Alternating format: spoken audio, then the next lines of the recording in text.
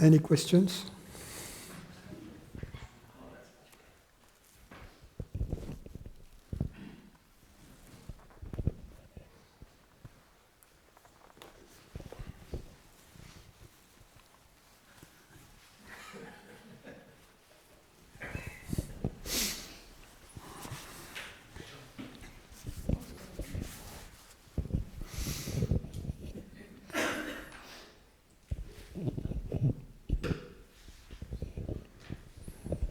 Hi, Francis.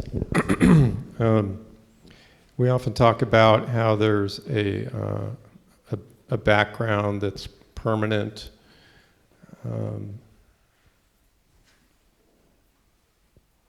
I had a week where I really was like, I wanted, I was suffering physically, and I wasn't able to. All I could see was, changing perceptions, sensations, and thoughts. And it occurred to me, even when we have, insights or moments of causeless happiness, they come and go. And so, and I know you're going to say until we're established, but it's like sometimes it feels like it seems like there's no evidence for something permanent. Like everything is just changing. That's really the law. The law of the land is that it's just constant change, and there's nothing behind it.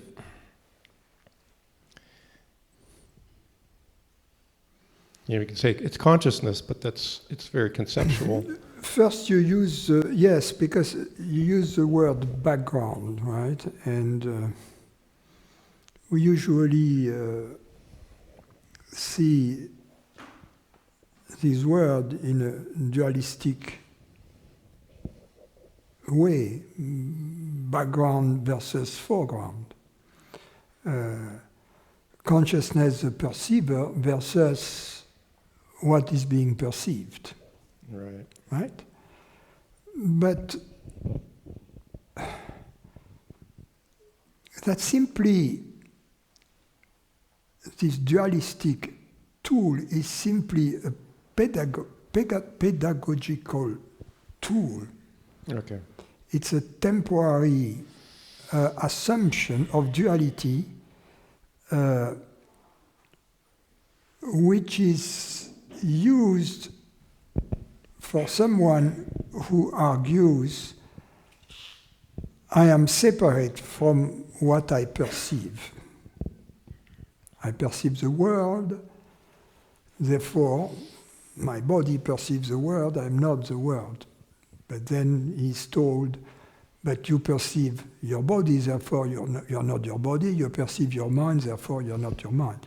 Okay. But that's not the... And of course, you're right in this, that this view of things is dualistic and not... cannot lead to it's just a stepping stone towards the understanding. So that's why it's better to go to the heart of the matter, which is, well, whatever you see, if you truly see it, whatever you perceive, if you truly perceive it, it means that you, the perceiver, and whatever you perceive... I missed one of the words. Can you say that again? It means that you, as a perceiver, and whatever it is that you are perceiving, have a common reality, share a common reality. Yeah, because there's not two. No, if you understand clearly that there are no two realities, that's all that is needed. The rest was just one way to get there. If it is your firm conviction that there is only one reality, you don't need anything else than that. But it's still just a passing perception in nothing. I mean, it's like there's a presumption that there's a permanent unitary something or reality, but in actual experience, there's just the flow of changing perceptions, sensations, thoughts. Yeah, but who says that the reality is not a dynamic process?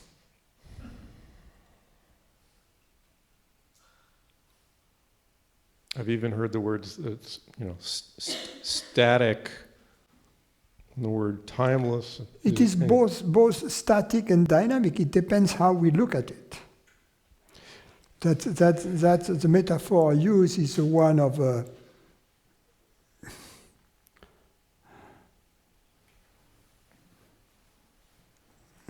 let's say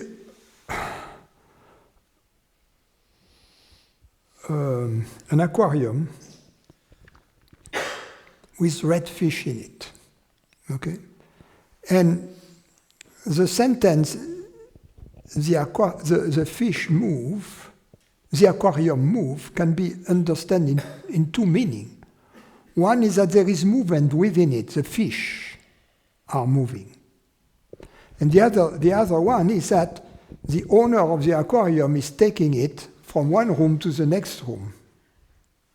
You see? Yeah. So for this reality, the reality doesn't move with the latter meaning of motion.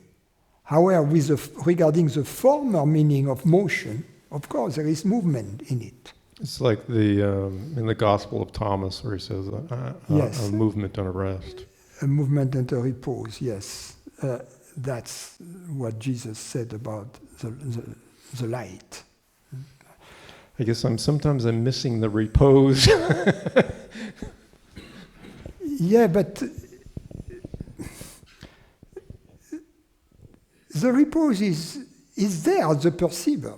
There is a continuity. There is a continuity. In what? I mean, where? In what? In perceiving. That's very important. I'm not seeing it. Oh, you're seeing a discontinuity in perceiving. Seeing a change. Yeah. I'm not denying that there is change in the perceived, but try to explain to me the meaning of a discontinuity in perceiving as an experience. Try to explain that to me, then I will agree. Well, you're always in the present, so it's true. It would just be a memory. Yes. How? There is a much better argument than that, and much simpler. Who would perceive a discontinuity in perceiving? Okay? Yeah, that's a very simple argument. Right. That kind of cuts it out from the yes. memory. So a discontinuity in perceiving is simply a concept, but it's not an experience. It's an impossible experience.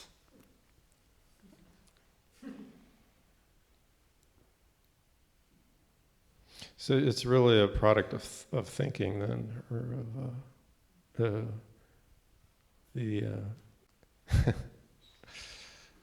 So here you have your background of perceiving, right?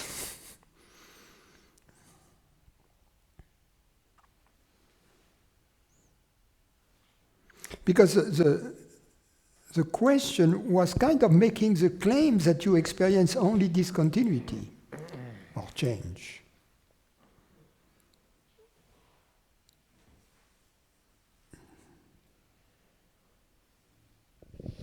But you forgot the continuity in perceiving. And the claim is that there is continuity in perceiving because a discontinuity in perceiving cannot be experienced.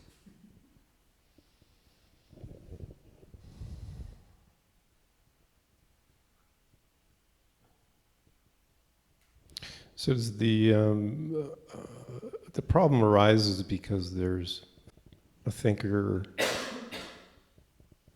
thinking, and so you Well, think. the problem arises because we make mistakes.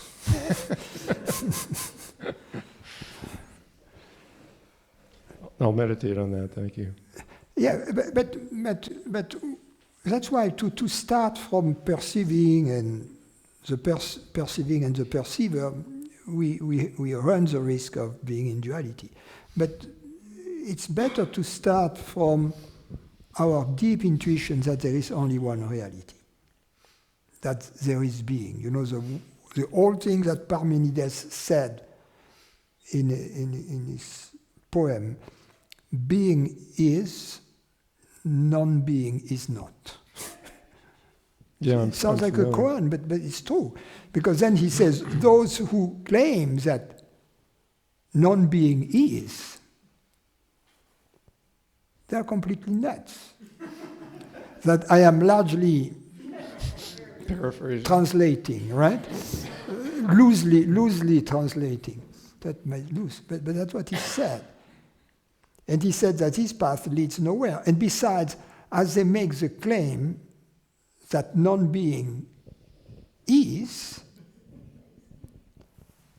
already their claim is something. Therefore, their claim that non-being, that there is non-being, attests the existence of being.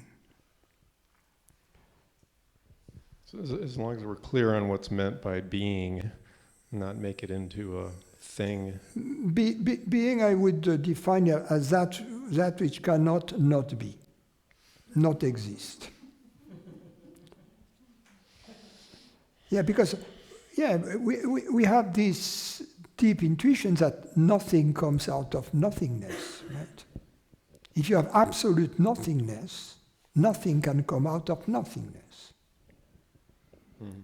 There are forms of emptiness out of which something, out of thin air, a cloud can emerge. Yes, because the water as vapor was already in the mix with oxygen and carbon dioxide and other stuff. And then the temperature cools off, and then little droplets of water appear in the air, and a cloud appears. Aren't there also subatomic particles that a pair of them comes out of the vacuum? but they appear out of something that we call the vacuum, which is already full of energy. So it's not, you know. Still phenomenal something. Yeah. There is this.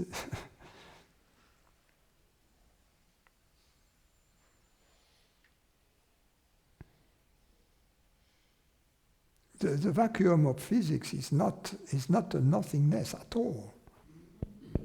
Well, you brought up clouds, so I thought I'd bring up another phenomenon. Yes, but no, I'm going back to this deep intuition we have that nothing comes out of nothing. And then, if there must be something that is always there. This thing may be transforming, may be changing, but there must be something that is always there. Why? Because otherwise, if it has not been always here, it has come up out of something else. And the question is, this something else, out of which it came, did it come also out of something else? You see, because nothing comes out of nothing. So it begs this question. So there must be something that is always there. And that's why Spinoza defines what he defines substance as that which cannot not exist. That the essence of which implies its existence.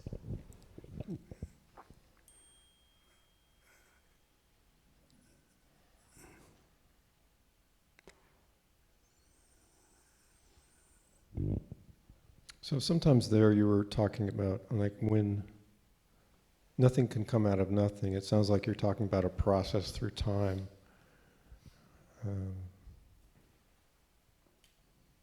But you're talking absolutely, right? Yeah, but from our window of observation through the mind, yes, there is time, yes. So, or the appearance of it. By the way, this sentence of Spinoza is always wrongly translated because he wrote it in Latin, and it's usually translated. Substance is that the essence of which involves its existence instead of implies. So because they didn't, most translators don't understand what he meant, and they translate the Latin involve it. Very simple, involve it, involves, right? But it means also in Latin implies. And then it becomes clear, but because that's the essence of which involves, like involving in a conspiracy, it doesn't mean anything. But that's the essence of which implies its existence. That all of a sudden it becomes clear. I've observed that about philosophers who translate ancient texts that they don't understand, and then they have some very convoluted translations or obscure translation. Same thing with Parmenides. Okay, so the key is the presupposed person who experiences discontinuity, or the mind, rather. We experience discontinuity in that which is perceived, yes. But in order to experience discontinuity, we need to be present during the discontinuity. Otherwise, how can we experience a discontinuity if we are not present? So that's the other side of the coin, you see, of the conversations we had. But most people would claim there are no discontinuity, that the field of that objective phenomenal perception is continuous. No, well, they identify with objects or the body, and I'm referring to our experience, our direct experience. Okay. They make the claim that our direct experience is continuous, seamless. And in fact, there are seams, there are intervals when a thought moves to a different thought. There are moments when we can really see the disconnect, or where something suddenly happens. Yeah, it's a very, very subtle point, but thank you.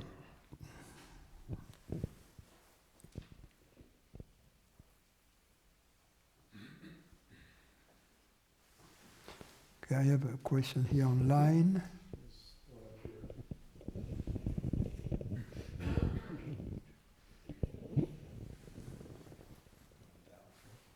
No, go ahead. Hi, Francis. A few things are coming up, and I'm hoping you can help me tease out a few things. Related to the previous conversation, a few things come up for me. One is, say I'm working at my desk and I'm really focused on work, and I don't really have a sense of awareness of anything but the work. Yes. Okay, and then I'll have a moment, oh, that's right, I'm here. And it feels almost like I'm really not there, even though it was perceived like, oh, I look back at the history of it. I look in the memory. said, oh yeah, I was there. I don't actually have a sense of that in that moment when I was there. Am I making any sense? Yes. Okay. I call it like the distracted mind.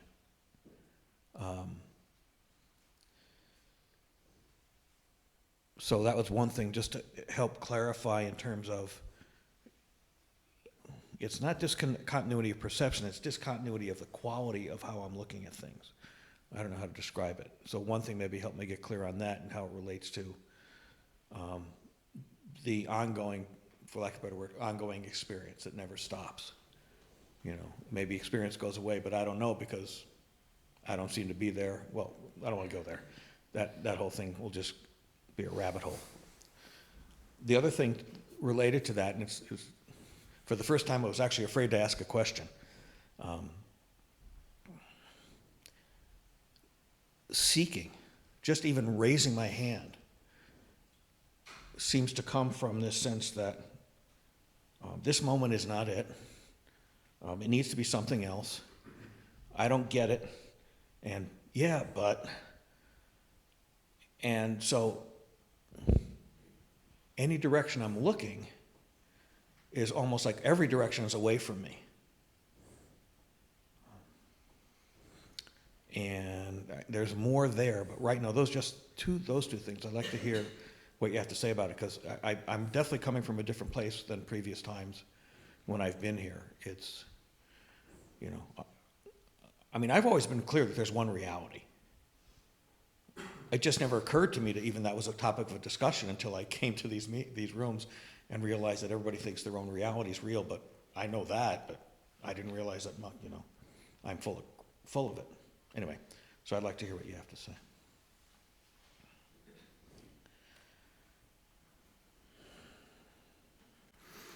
Regarding the first,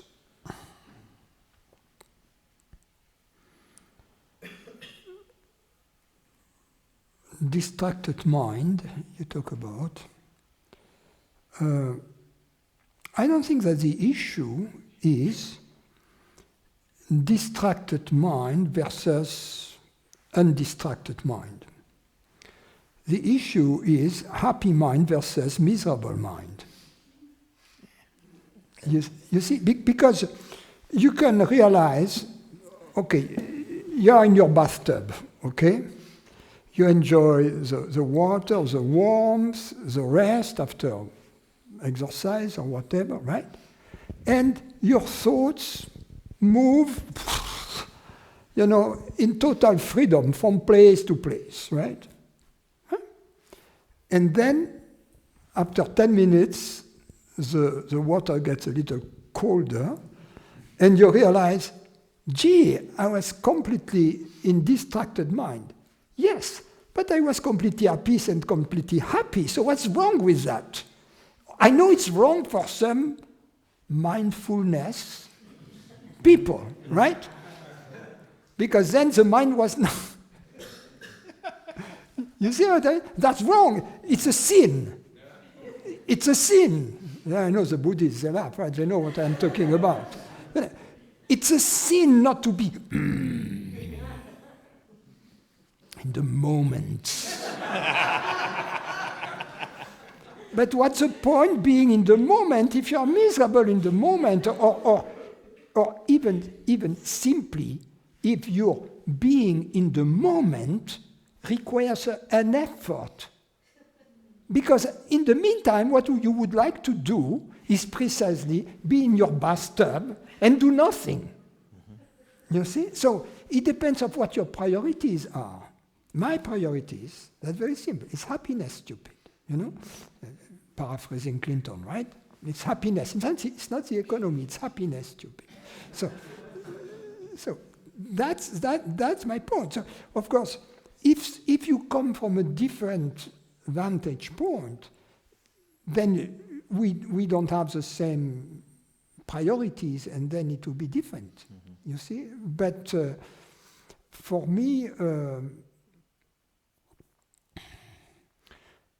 mindfulness is interesting, but what is important is what is the mind full of? Not going to I'm not going to elaborate on that one. It's a koan. So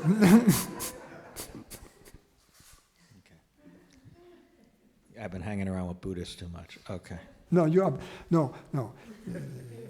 What was the second one? I've forgotten already. Yeah, let's go to the second one. The one about like this moment isn't it. This urge to get to it, knowing, even though I know that, wait, wrong way, what's real?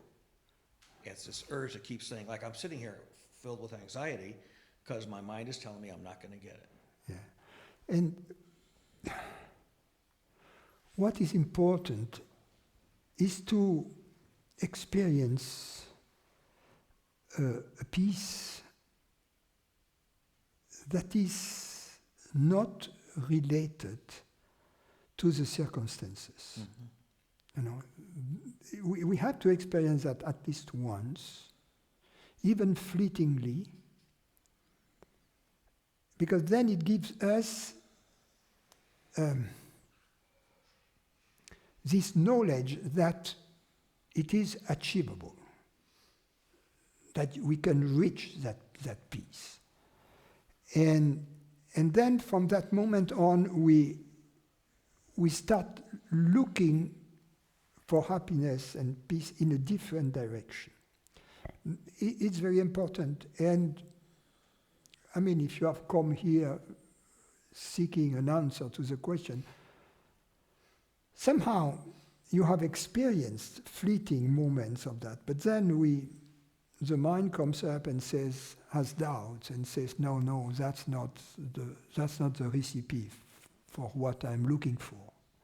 And we fall back into the old trap of, now is not good. Now has to be changed. That's the motto of mankind. Now is not good, and that's the predicament of mankind. Now is not good. And instead of asking myself the question, without going into the past or into the future, what is wrong with now? You see, because that's a very different question.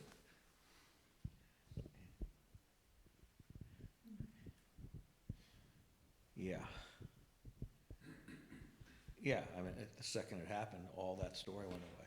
The question killed the story. Because in the beginning, for some time, when we are on this path, we are still seeking along the old patterns of what we used to seek. And the old patterns is to seek something that is going to happen in the future and that is going to be of a positive nature. In other words, by positive nature, I mean something that wasn't there and which is going to be there, like a relationship that wasn't there, going to be there. Money in the bank that wasn't there is going to be there. Health that wasn't there, so something positive is going to happen. You see, and so we have these things that there is a sense of lack, and that needs to be fulfilled by some positive occurrence, and that's the old pattern. And the new pattern is quite different. It is, well, the problem is not with something which would be missing and possibly going to happen. The problem is somewhere else. The problem is that nothing is missing really. We are already whole and complete. As Jean Klein used to say, you are fully equipped for happiness already. And that the problem is that we are looking for something to happen. You see, that's the last problem, looking for something to happen. Because that's still moving along the old patterns. And as we look for something to happen, in the meantime, the now is deemed to be lacking, without us really experiencing it. You see, allowing for the now to unfold. You know, and for instance, instead of being in the bathtub enjoying the warmth of the temperature, free-flowing ideas, right? Instead, we will be seeking for something to happen, right? Seeking in our mind, always seeking.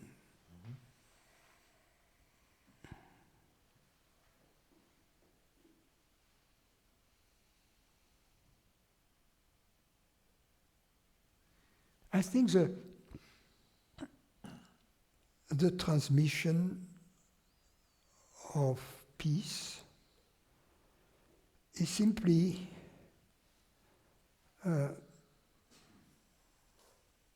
being in the presence of a non-seeking person, well, human being. Because then our seeking at some moment, at some point, feels a little bit obsolete. And we let go of the seeking, and then we have some inkling, some fleeting glimpse of inner peace. Yeah, I've had moments where it felt like I just dropped into myself, and wonderful experience.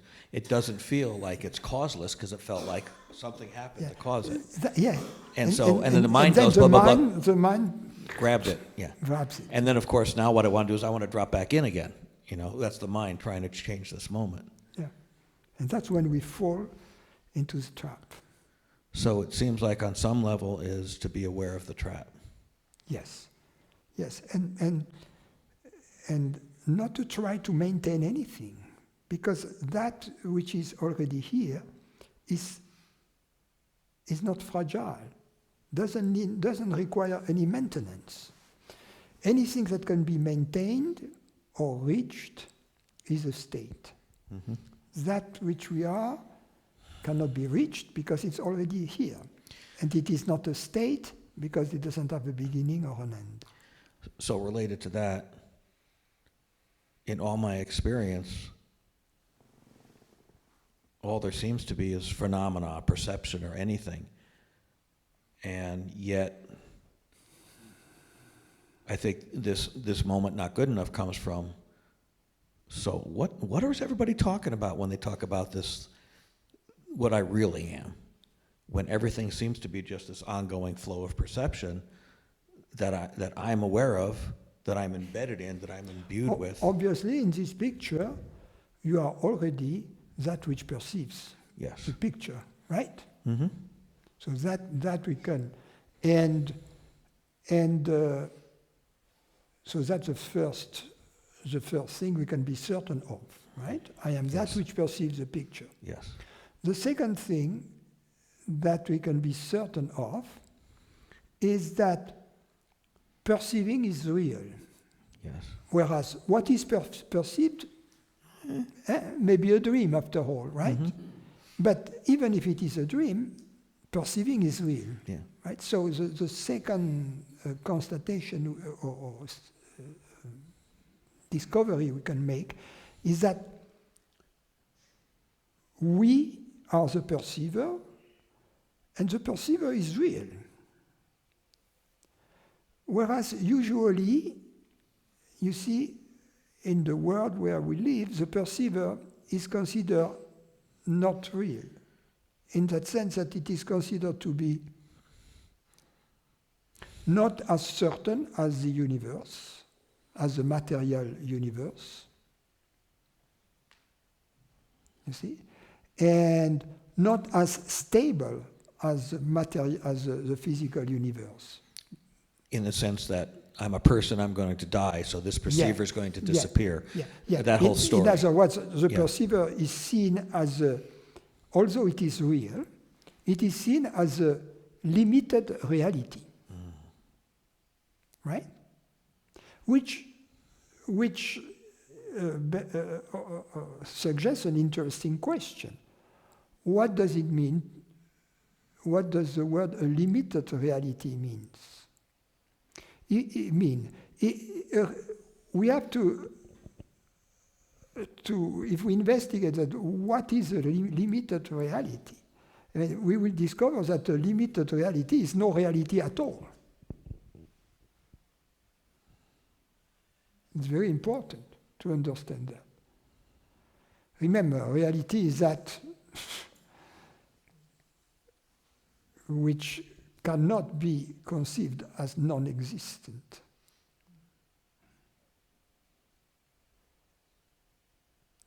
So, in fact, we play both sides of this issue. On one hand, we have this intuition that perceiving is real. On the other hand, by believing it to be impermanent, we deny its reality. So there is a conflict there in us, because we are on both sides of the issue, you see. On one hand, we believe it to be real. In other words, perceiving is real. On the other hand, we say, yeah, no, perceiving is more like a thought. You see, a thought is something that is eminently vanishing because it doesn't leave any traces. It's not like a table. A table is more real than a thought, right? That's the common belief. A physical object. Why? Because I look the other way, I look back, the object is still here, right? Without the thought.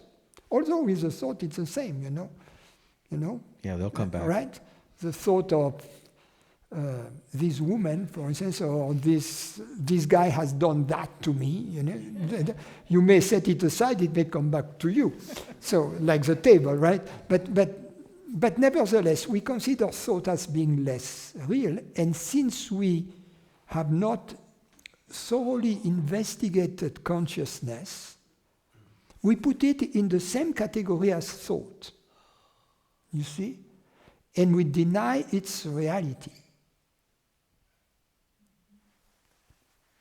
So the first step is to trust our deep intuition that perceiving is real, that we are not making up perceiving, and to be open to the possibility that that which perceives is a reality.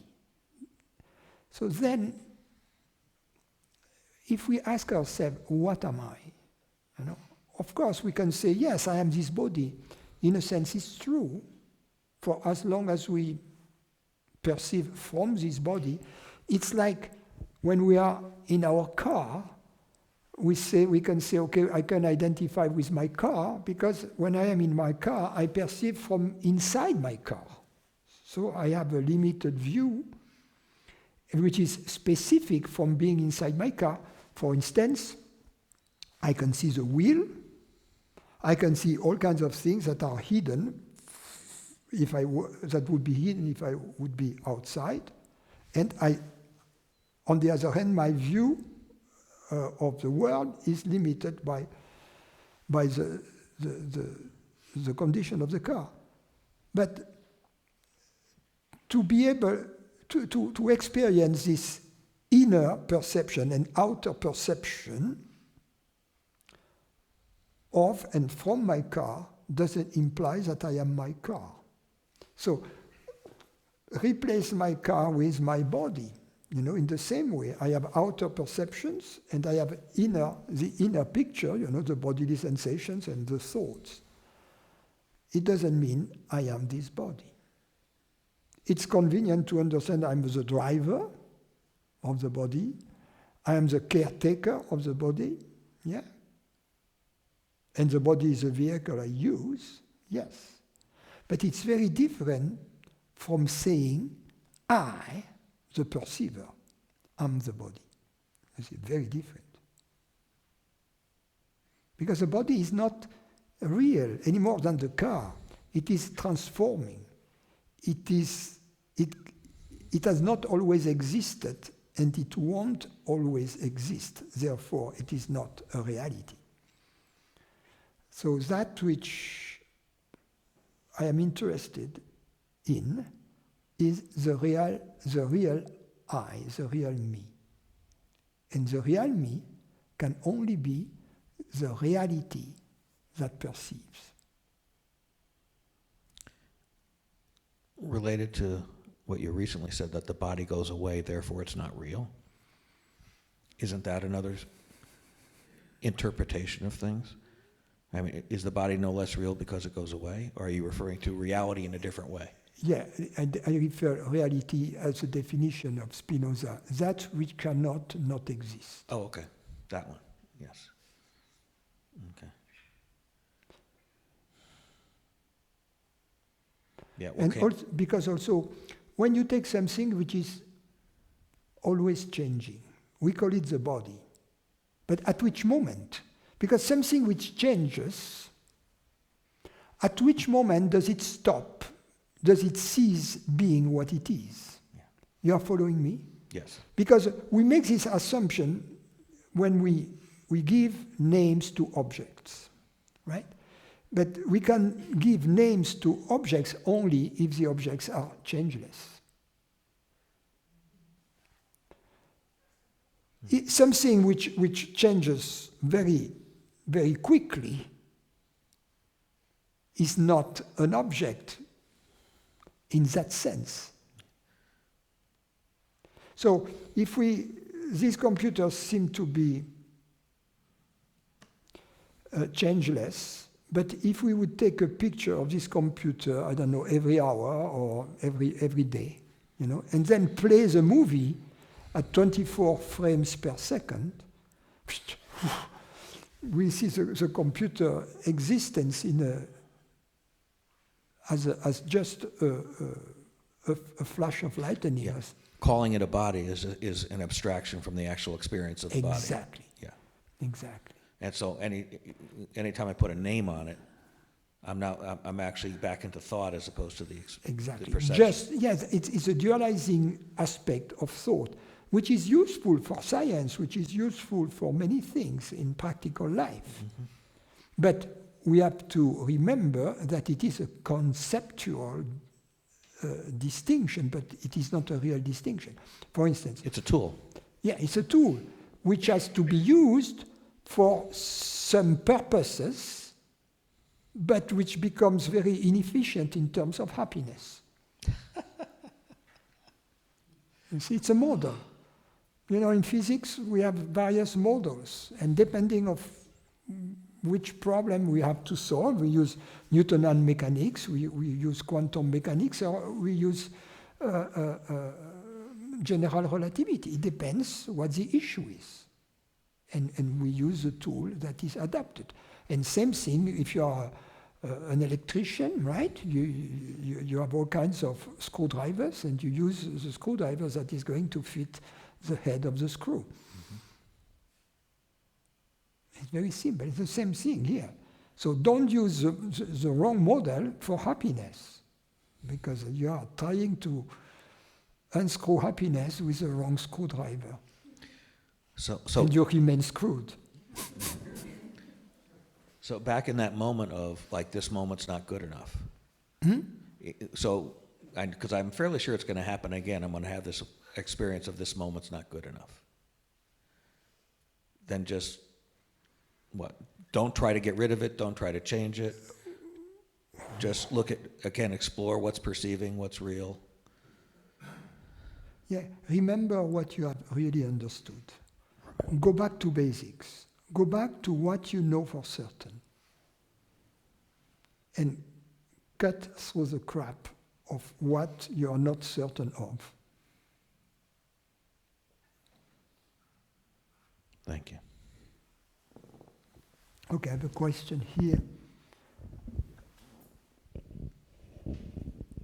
I have been listening to your talks on meditation. I understand true meditation to be taking one's stand in welcoming thoughts and perceptions with a benign indifference.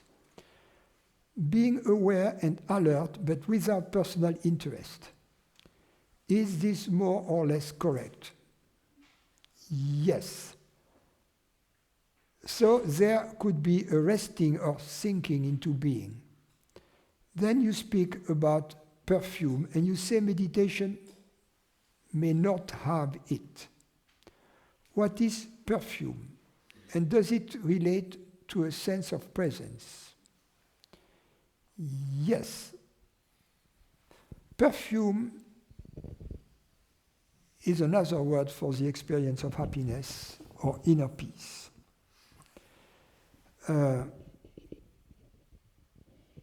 Because when we are happy and at peace, in most cases, in the moment, we don't think I am happy. We may discover it in hindsight, perhaps when we have lost the happiness. It's a little bit like when the body is in good health, we don't think the body is in good health. It's then when we are sick that we remember how it was when the body was in good health. But when the body is in good health, or in reasonably good health, a body in good health, what is it experienced like? It is experienced like nothing. Transparent, meaning no toothache, no backache, no leg ache, no neck ache, no right? That's what. So there is nothing to really, nothing objective to grab. It is the same with happiness. Happiness is not an objective experience. So the mind cannot really remember happiness. The mind can remember circumstances that were before, during, and after an episode of happiness. But happiness itself cannot be remembered in memory, really. Cannot be stored in memory. When we get older, we can remember, sometimes we see something or we smell a perfume that reminds us of our childhood and moments in our childhood when now we say, oh, I was happy then. These were happy moments. But at the time, we were too busy doing whatever it was we were doing to think with our mind, oh, now I am happy. You see? So the perfume is the actual experience of happiness. And calling it the perfume because it really eludes our mind, it eludes our most the perfume in our senses, is perhaps a less objective experience. It's not like seeing something, and also,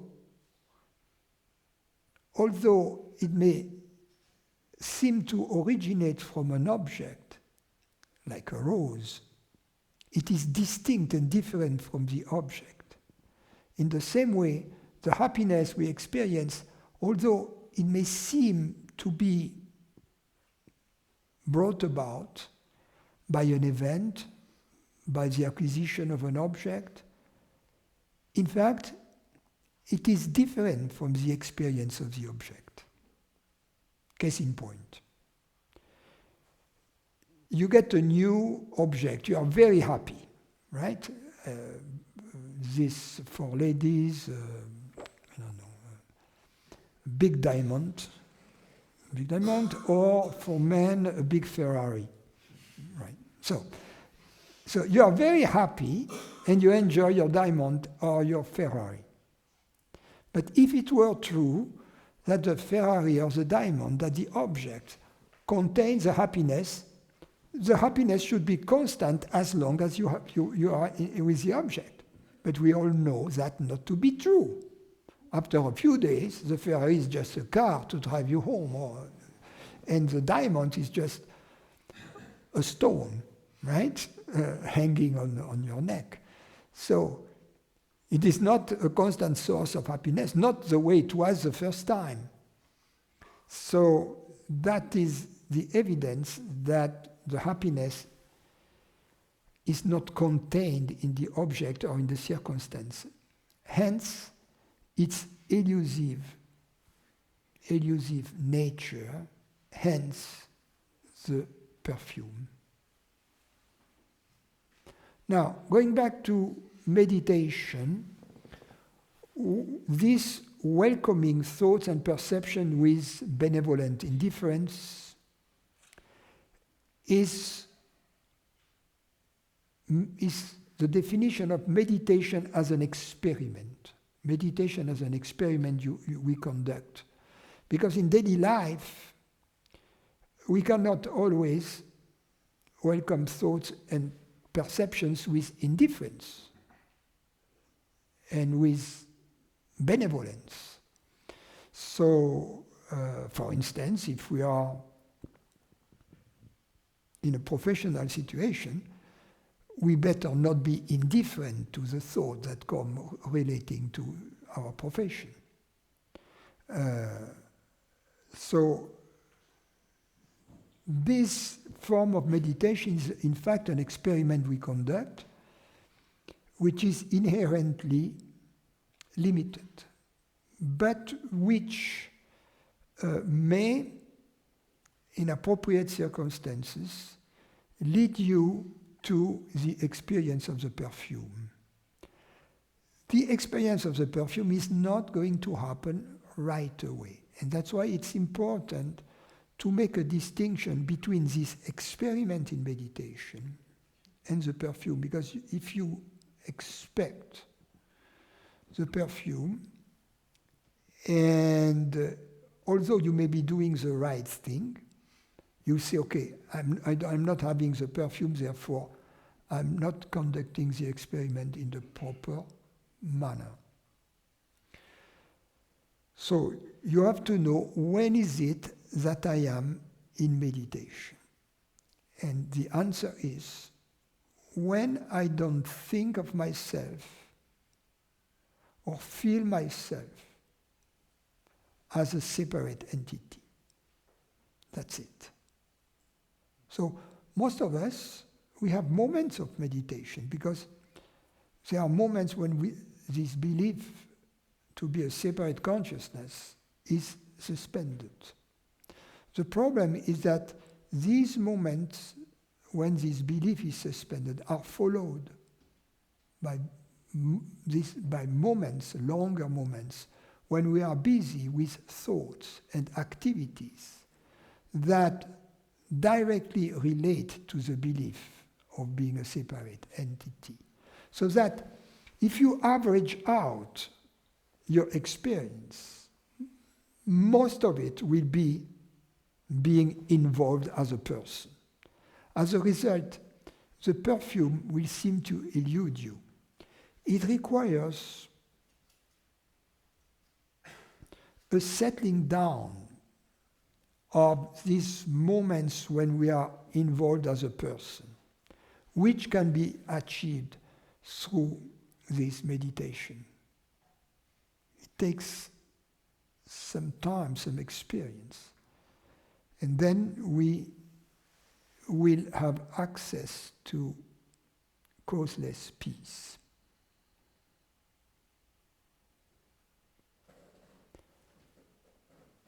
Other question. As my experience continues with the exercises we learned in Tampa recently, I've noticed a plasticity and a kind of playfulness in the realm outside of the biocomputer. Is this experience outside of the body the idea that is exploring my real body and following my enthusiasm in such expression? Yes. The subtle senses are becoming more acute, it seems.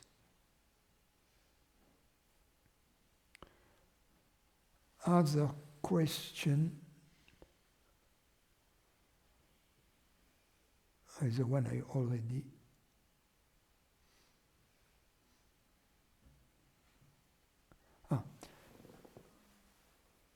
During the yoga meditations, along with the experience of expansion, I noticed a deep inner sense, a sense of beingness that feels very intimate, very close, you could say. I wonder if I'm grasping for a sense of a localized me, or if this experience is actually part of the expansion. Am I correct that if the inner and outer are the same, one can move with their feeling, imagination in any direction, so to speak, during these experiments? Yes. Yes. In practical terms, how would you suggest working with this intimate feeling along with an expanded one?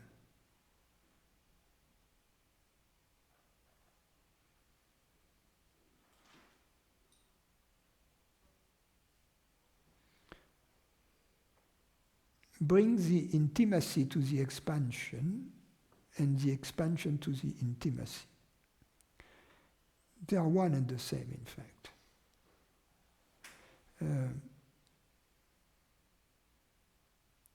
A localized intimacy is too wet, and an expansion which is not intimate is too dry.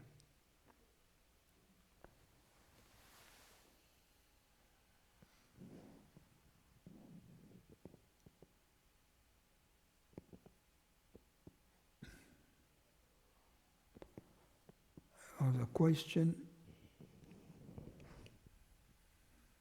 I catch myself thinking constantly about work, life, money, and as a result, not being able to enjoy life. In these moments, I think and feel like a person with a career and 40 years of work ahead that will then retire and die. How can I return to knowingly being consciousness from identifying with the body-mind?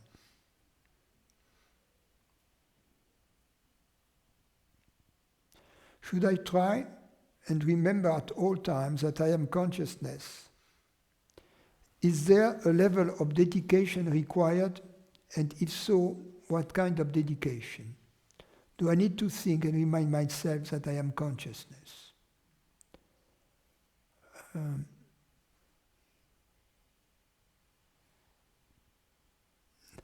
Don't try to remember. Consciousness, whatever you have understood or experienced, will remind itself to you. So follow the thought about consciousness when it invites you. Dedication will grow as you become more and more acquainted with the experience of consciousness, which is self-rewarding. Also,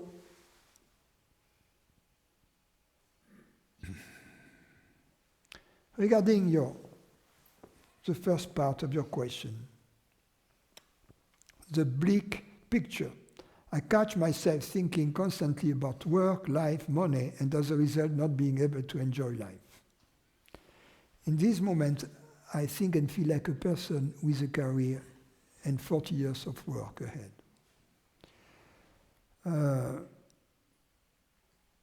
You don't have to do that. You have forgotten the main instruction that I give is follow your enthusiasm. Obviously, you are not very enthusiastic about your work. So, you are doing something which you don't like. And that's not good. It's better to make less money and do something we like. It's not possible to change directions instantaneously. But there will be opportunities. And the obstacle to finding a kind of activity that either is interesting and self-rewarding, or, in the worst case scenario, that gives you freedom, more freedom than what you have. So there are some chores, but your life has you have your own, you own your life. So these are the two options. The best one being the first one, a vocation. Follow your bliss, follow your enthusiasm, and be open to changing things in your life, especially in the modern world. It's over being always in the same kind of job for all your life, especially if you don't like it. So don't impose to yourself a burden. If there is a will, there is a way, they say. And if you come from the right reason, if you want to change your job, not out of ambition, not out of ego, but out of a legitimate concern to be aligned with the universe, the Red Sea will open for you at some point. But you have to take the first steps on your own.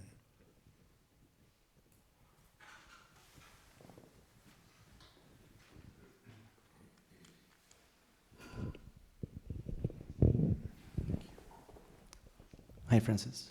I'm Gonzalo. What? My name is Gonzalo. Gonzalo. What? Gonzalo? Yeah, this is my first time here.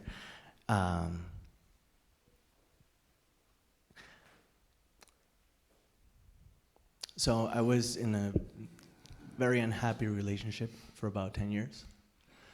That's a little long. Yes. Yeah, it was a little, yes, it was a little too long. And so now I am in a completely different and happy relationship. But there are triggers in my life that happen from things that I lived back then that I have been trying to get rid of because they don't serve me a purpose anymore. Because I am not with the same person that I was back then. Neither am I the same person that I was back then. And so I've meditated, I've read all these books and gone through therapy a few times. But these triggers still continue. And a lot of times they're very, I feel it in like my body. So like all of a sudden I'll see something that will trigger me and I'll feel it in my stomach and everywhere. And so I don't know what I'm doing wrong or if I'm not meditating enough, or reading enough to be able to not react or not have those triggers or be able to tell that they could be triggers at some point, but not allow them to affect me physiologically.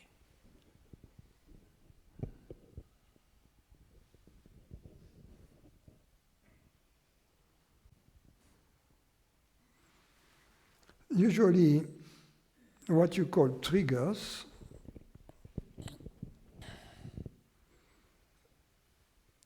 they originate from frustration, right? And or fear. Yeah. So like even coming here, in the past, if I would have told my ex-wife back then, hey, there's this retreat that I would love to go to, that I wouldn't even ask anymore because it's like, there was no way that I could come here, okay? And so now it took me a little bit for me to ask my wife if it was okay, even though she's told me so many times, like, do these things, like, I want you to grow and do these things. And even though she said that to me, it was still very hard for me to ask her and to see, like, hey, is it okay if I go there, you know? And it was totally cool when I did, but it's just the fact that it took me so long to get there. Yeah. All this, the first thing that you have to observe, first, what brings about a real change is what you understand and what you experience. You see, unless you understand something or you experience something, nothing is going to change, really. You see? So you have to prioritize understanding and experiencing over any form of practice, any form of repetitive stuff. To blindly practice, to blindly try to reprogram yourself is not going to help much. Now, here we are not in the business of changing the psychological patterns. We are more in the business of happiness and inner peace. Trusting that the happier we are, the more the old patterns get forgotten, because we are not repeating them, you see. Now, to go into more details, observe that every time you experience fear or frustration, it's always because you believe to be a separate human being. Right? For instance, you're asking your wife or your ex-wife, you are afraid that she would say no, that you need to obtain permission. You'll see that every time you experience, if someone tells you you're stupid or you're like, why? Imagine that consciousness, which is hearing my words right now, instead of being your consciousness, it is our consciousness that we all have it in common. Now, if someone tells you, oh, your consciousness, you're stupid, you are not going to get angry because it is the same consciousness who is speaking to you and the consciousness which is hearing that. Nobody is more stupid or more intelligent than anybody. Nobody is nicer or worse than anybody as consciousness. Ultimately, it is just the universe. You see, so then it becomes more difficult to have your buttons pushed. Because if someone takes you as a person, and if you know you are not a person, it's no longer your problem, it's their problem.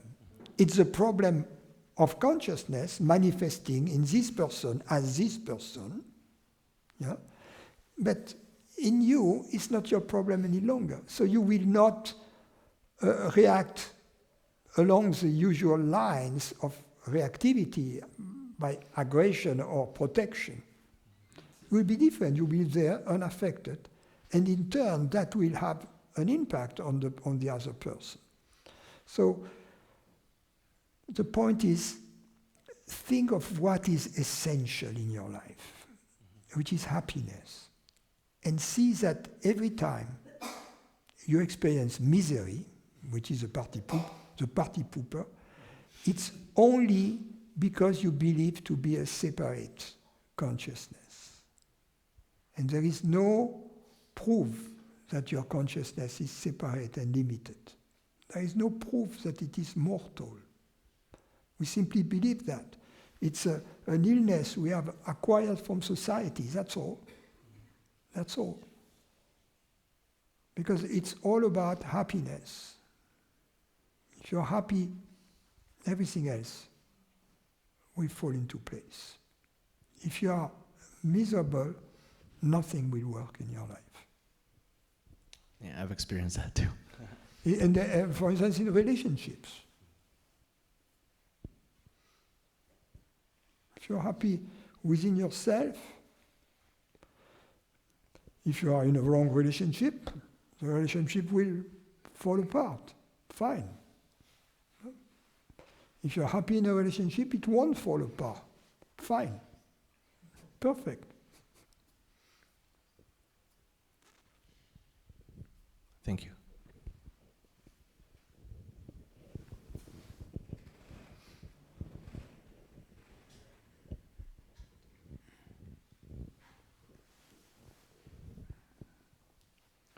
Oh, I've got...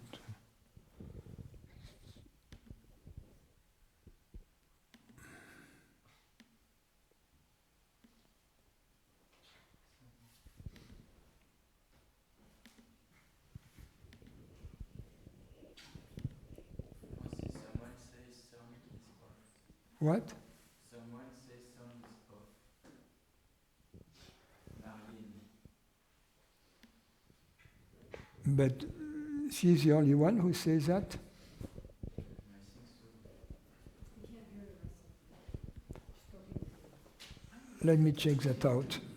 1, 2, 3. 1, 2, 3.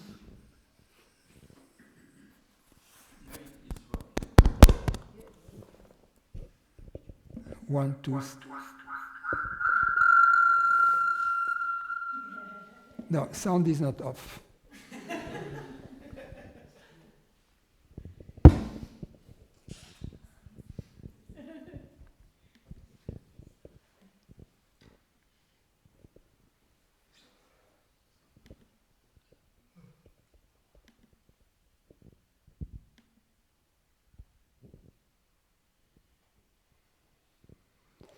Well, for some reason my email is not loading. Francis@francislucille.com. So if you have questions there, just copying them, and if you're online, and paste them into the chat window. There is some question. Hmm? You see the question? Yes.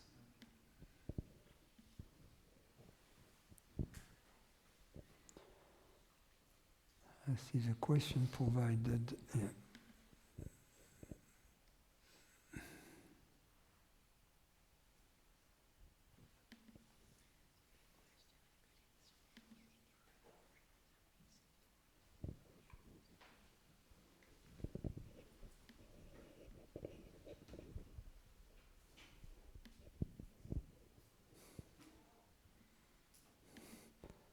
I was seeing the... yeah, I know what I've done.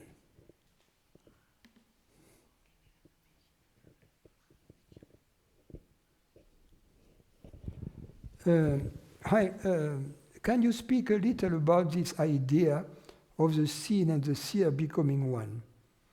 I guess I can't make that happen, but is there a way to experiment with what that means? Yes. The seer and the seen becoming one is a wrong way to describe it. Because the seer and the seen have always been one. So what happens is that we believe them to be two. So when the belief that they are two disappears, then that which remains is the fact that they are one. It is this disappearance of the belief that they are two that is described as the seer and the seen becoming one. But they have always been one. Now, we have to understand what it means that the seer and the seen are one.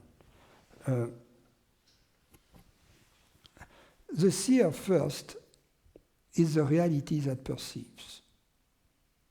That's my definition of the seer. The seer is not the I. that sees. The seer is not the optical nerve behind the eye, nor the brain. The seer is at the end of the chain of delivery of the information. The seer is the one who really sees. The eye doesn't see. The optical nerve doesn't see. The seer is the reality that sees. The real seer is the reality that sees. So the seer has to be understood in terms of the reality. Why do I use the term reality? Is in reference to what we have seen earlier on in this conversation, that there is an element of reality in perceiving, in perception, that cannot be denied. There is a certainty of perceiving. Therefore, there is reality there. So, there is a real seer. Now, the seen also, what is it that we see? What we see changes all the time. But behind this constant change, there must be something that doesn't change, as we have discussed earlier on. There must be a changeless reality that manifests all these changes. This interconnection between all the elements that we perceive. And then, once we have reduced both the seen and the seer to two realities, the seer, the reality that perceives, the seen, the reality of that which is perceived, whatever this reality might be, then we have to move one step beyond and understand that for the seeing to be real, there must be some interaction between the seer and the seen. In other words, if the seer and the seen are two distinct realities, for seeing to take place, there must be interaction between these two realities. And if they interact, it's only because they belong to a bigger reality. And therefore, the reality of which is both the reality of the seer and the reality of the seen. And the reality of the seer is the real seer. Therefore, the reality of the seer and the reality of the seen are one. That's how the seer and the seen become one. They have always been one.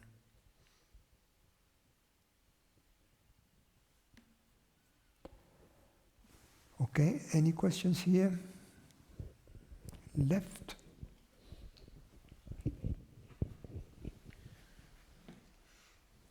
So how do I see that the seer and the seen is one? Knowing that there's one reality. I can get that on one level, but to actually experience seer and seen being one. Okay. First, ask yourself, in your direct experience, do you see them as two? Or is it an interpretation of your direct experience that creates this division between the seer and the seen? I guess what I would say, you used the word before, all there is seeing. What? All there is the seeing. There's the seeing and the story of the seer and the seen. Oh, got to use the word. Okay, there's the perceiving and the story of the perceiver and the perceived, but it's really just, it just hit me, there's just perceiving going on. Yes. So they are one in your experience at all times. Oh, my mind wants to grab onto that one. Okay, thank you. No, what I mean is that we believe them to be distinct, to be separate. And we believe that we reach this conclusion that they are separate from experience. But now, if we ask, what is the experience from which we derive this conclusion? We discover that there is no such experience.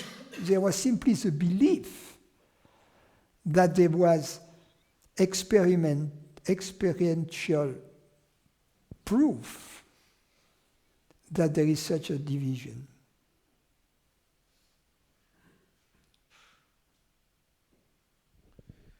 Yeah, I can see there's this whole story of I, which means if I see you and I have a story of I have to see you as separate.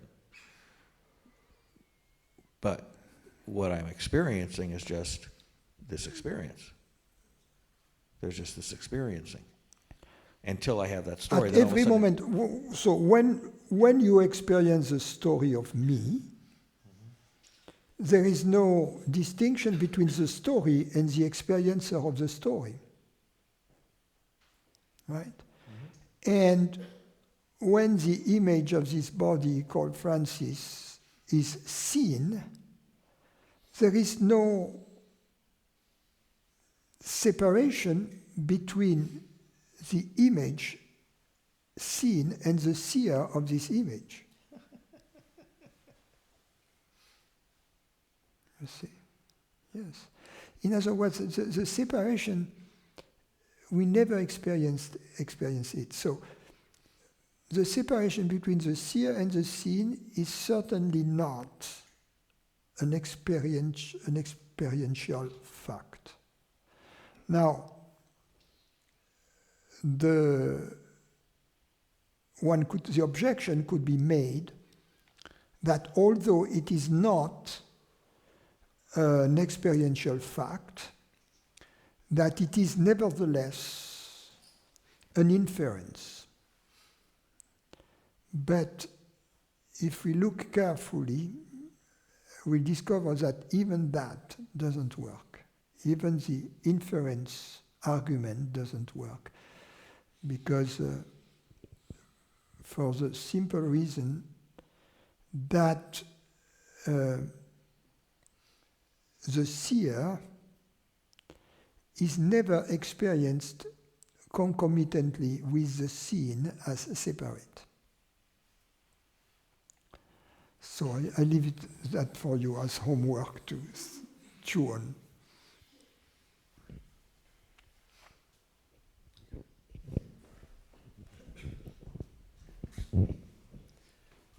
So this conversation that's been around today about, that the moment isn't perfect or something could be wrong. There's something wrong.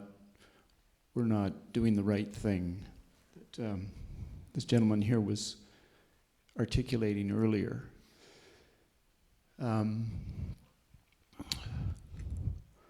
So the whole, possibility that we would entertain that, hey, this isn't it's not right, there's something wrong, there's something lacking. I think those are the same kind of area, right? The lack, or there's something wrong. I should be more precise. Mm-hmm. Of course, there are circumstances in which something is lacking. If my car, the tank is on the little red thing comes up, something is lacking, obviously, it's gas in the tank, right? So, similarly, if I have a headache, something is lacking, perhaps sleep, perhaps taking some Advil or something. Right. So, the sense of lack I am alluding to is of a different kind. Is a kind of sense of lack that will still be there no matter what we do. Right. Yeah, pervasive underlying sense of there's something missing or something. A constant background of discontent. Right. So seems that the truth of that is that that's completely backwards. It's the presence of ignorance that causes a sense of lack, because when we understand that we're not separate, that there's only one reality, there's no room in that for there to be any of the underlying lack. Yes, because this life is just to be enjoyed as a trip. Right. It's just a trip we took, and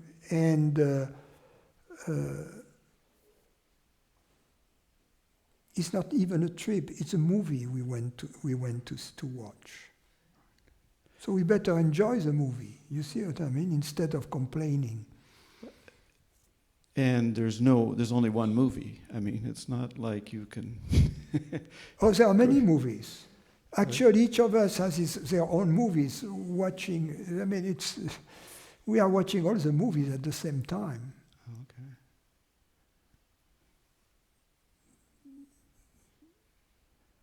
But the beauty is to know that's a movie. And in order to know that's a movie, all it takes is to ask the question. Is it a movie? It's like when we are watching a movie, at some point we suffer. And we look around and we say, oh, no, I am on the sofa, right? And immediately we go for some potato chips, right? To compensate. It seems really important that the sense of lack or there's something wrong is imposed or added, which is the exact opposite of what it feels. Because if it feels like there's something missing, there's something wrong, there's something's got to be fixed, there's a right thing to do, that I'm not doing it, and all of those are the opposite of what the words go with it. It's just yes, but at some point you realize it has been fixed. Mysteriously, it has been fixed. Perhaps behind the scenes, or it has been fixed. So at that moment, it's like the bottle which is half full or half empty. You see it as half empty. And in addition, you are not thirsty. So it's a double whammy. You see? Yeah. Before you were seeing it as half empty, right? And you were thirsty. So that was a bad situation. And now you're no longer thirsty. So the most important aspect is to be no longer thirsty. But then eventually you say, so the bottle is half empty. I could drink, but I can drink if I'm around friends just to celebrate, but okay.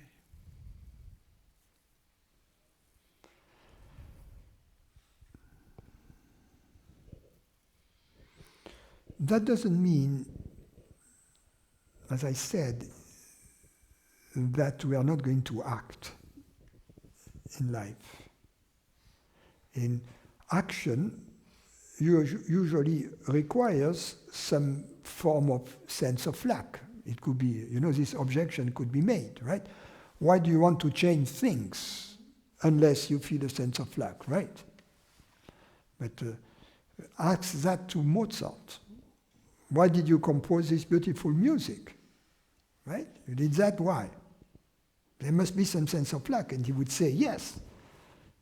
There was a sense of lack because unless I would compose this music, I wouldn't feel happy because I was like a pregnant woman, right? So I was seeking my delivery, right? So there was a sense of lack, perhaps, yes. But it's of a different order. Because it was a sense of lack in the fullness of his pregnancy.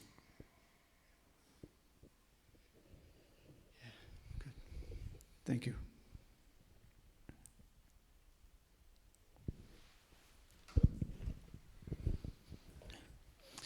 Going back to the example of the bathtub, Yes. in my case, it's like how he was saying, there's a certain quality to presence when I know that I'm thinking. The sense is that in the bathtub, lost in thinking is not the real happiness, and you tend to Yeah. put those into the same category because No. I don't feel. I said the real issue is happiness, is not thinking or not thinking, or doing or not doing.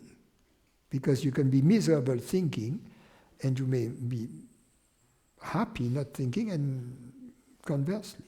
So yes, so the real issue is happiness. But that's what I'm saying. I don't think that would be that is happiness. That to be lost in thinking would be happiness, because I feel that if there was true happiness, then I would know absolutely without any absolute you could do doubt. anything being happy, including be lost in thinking, and you and you could do anything, including be miserable. I assume that if there was true happiness, then I would be somehow free. And then lost in the bathtub, that's not what happens. Yeah, but I'm not denying that is your experience, that you can be full of thought and unhappy. But you can have thoughts and be happy. And you can have this free thinking and be happy. Why? Because there is no storm on the horizon. It's just beautiful Californian blue skies.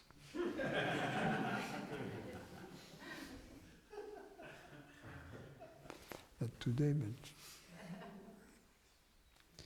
So I am not any closer to truth when there is a seeing of thinking or seeing of sensations. I'm just as when there is no seeing of thinking or of observing it. No, because the thought is not the culprit. Thought is not the problem.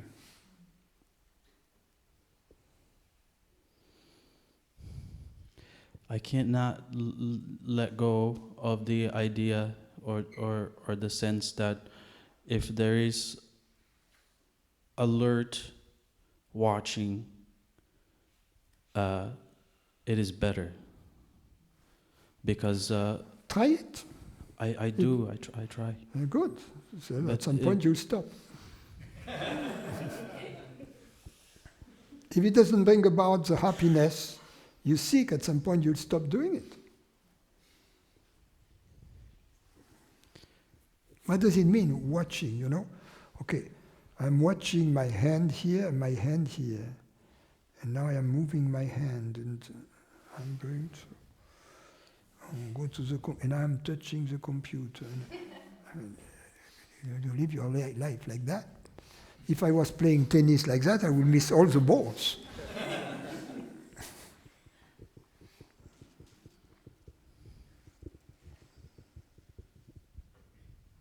I want to say okay, but I just feel that I don't understand. Maybe it's an effort. The point I'm making, it's an effort. Why make an effort? Especially if you, after having tried a few times, the effort is not rewarded. You know, that's the problem. The problem we have is that we always try to apply recipes that don't work. And in spite of the fact, for instance, the recipes from happiness we have inherited from our parents and from society, from Hollywood movies, you know, obviously they don't work.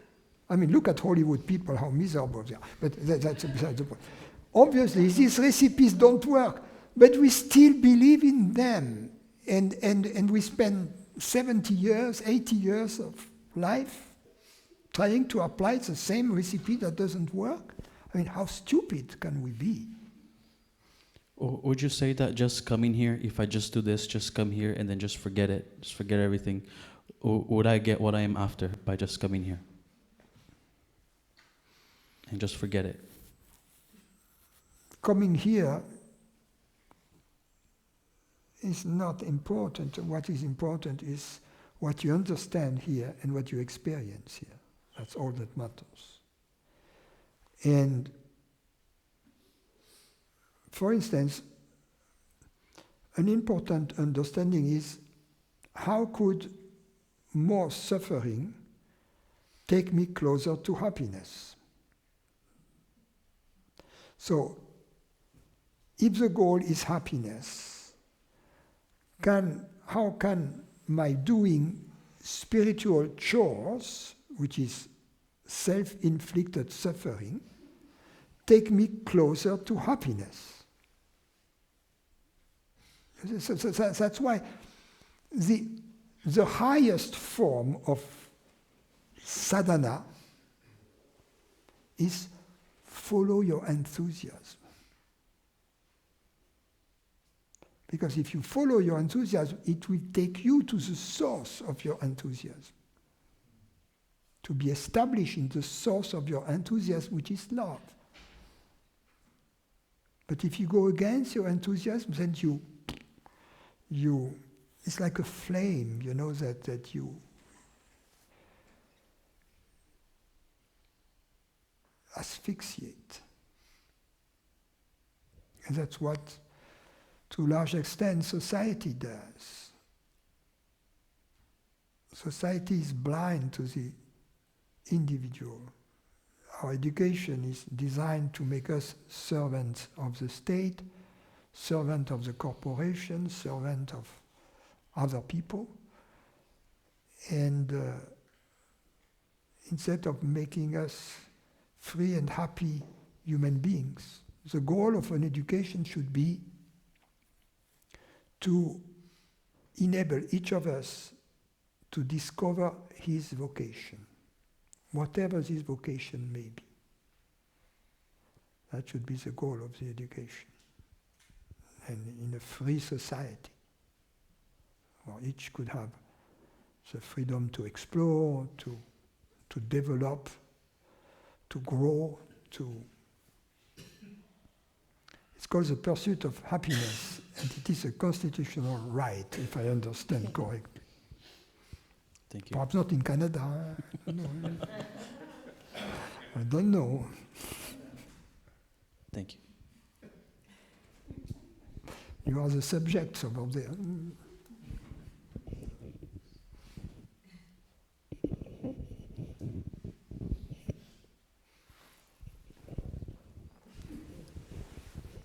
Hi.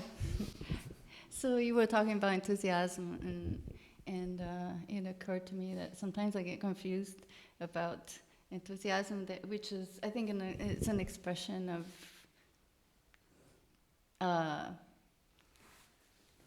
what's supposed to happen, maybe? I mean, like an expression of maybe the universe, I don't know, what it wants to do. Would you say that a strong desire could be the same? Oh yes, a true desire. Enthusiasm is a true desire, because the difference is that when we act from enthusiasm, we are happy while acting. Yeah.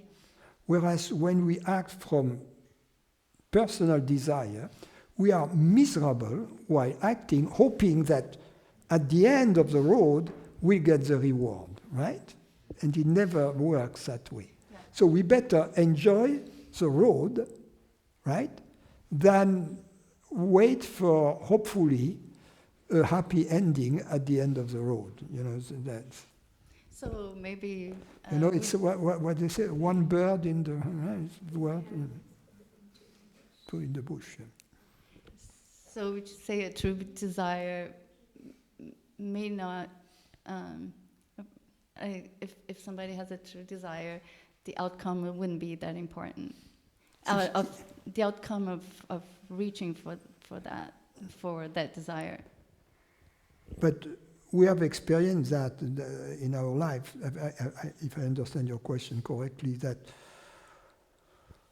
when we obtain the desired object or the desired situation, it never pays off the way we expected it to pay off. Yeah. And conversely, when the bad thing happens, it's never as bad as we Yeah. had expected it to be. Yeah, but there's the impulse, right? There's this sometimes this strong impulse that could come from. Yeah, but then what I say here, I wouldn't recommend that follow your enthusiasm to people who are not interested in the truth. Who people? To people who are not interested in the Yes. truth, Uh-huh. because that would be a disservice to them. It's very different if you understand that the happiness is in the action, not at the end. Right. You see?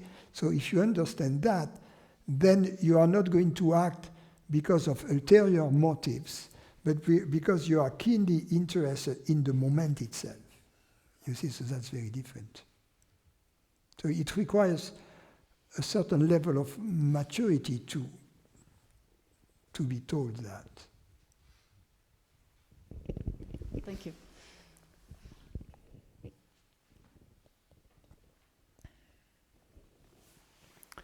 Okay. Here's another question. Good morning from Singapore.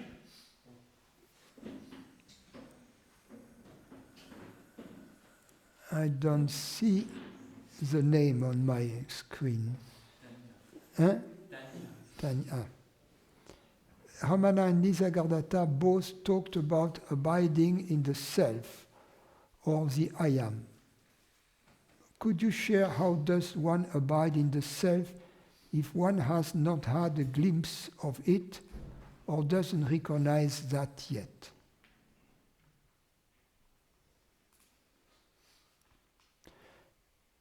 You also talk about conducting experiments to see if presence is universal. What does that experiment look like? Okay.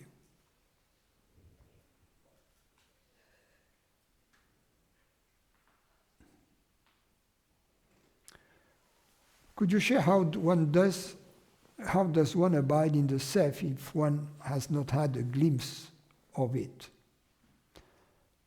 or doesn't recognize that yet? First, a synonym of abiding in the self would be to abide in the glimpse. So it's not possible to abide in the self without the glimpse, because abiding in the self is the same as abiding in the glimpse. The distinction is that the glimpse is instantaneous, and then abiding abiding means to be aware of the source of the glimpse in the presence of the manifestation of phenomena. Or doesn't recognize that yet. So then it depends of what we mean by recognition.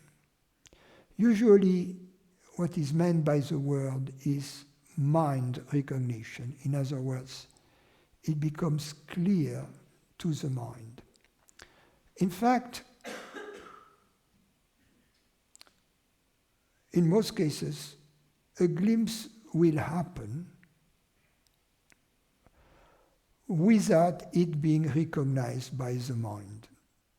So the recognition by the mind will usually come at a much later stage.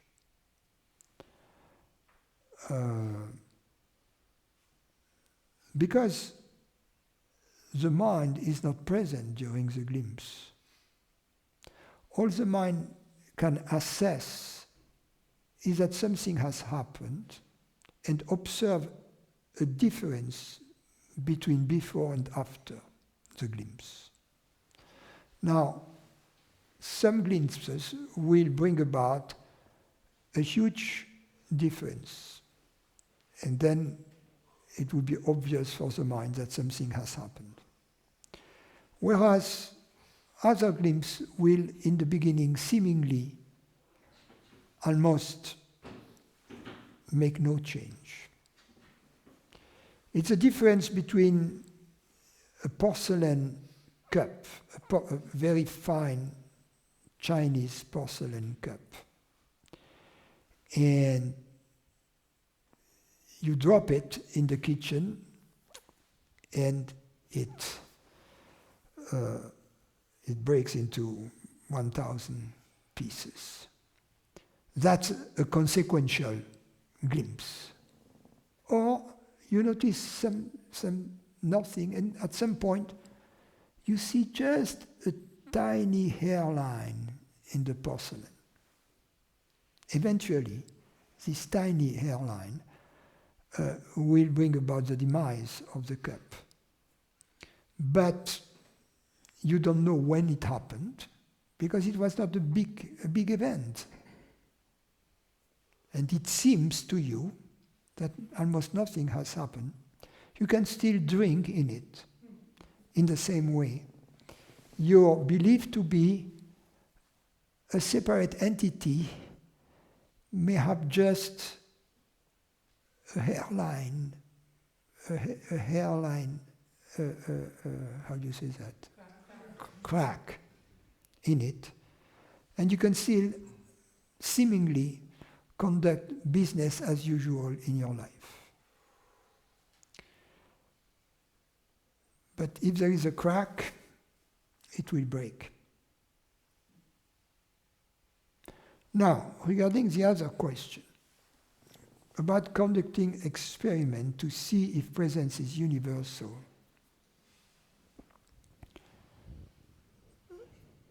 Let me take two examples from very different. Let me take three examples. One example would be every time you notice that in your thought, you think along the lines of being a separate consciousness, ask yourself, take the opposite thought, meaning the thought, the direction your thought would take if consciousness were universal. It's an experiment, right? See what that leads to. Talking about now bodily sensations and sense perception. Wherever you feel on the bodily sensations and perception level that your body is separate from the universe that surrounds it, try to feel what it would feel like if it wasn't the case. After all, your body is part of the universe. If the universe, what would it feel like if the universe was, in fact, an extension of your body? Just try. That's an experiment. Whatever you are going to do to follow that. Finally, in your interaction with a human being, interact with this person based on the premise that your consciousness and the consciousness with whom you are interacting are the same. That will also change the nature of the interaction. So I offer you 3 experiments to try, and experiments that you can try repetitively in your life, almost constantly, I would say. If you do that, that will change your life. Okay, thank you.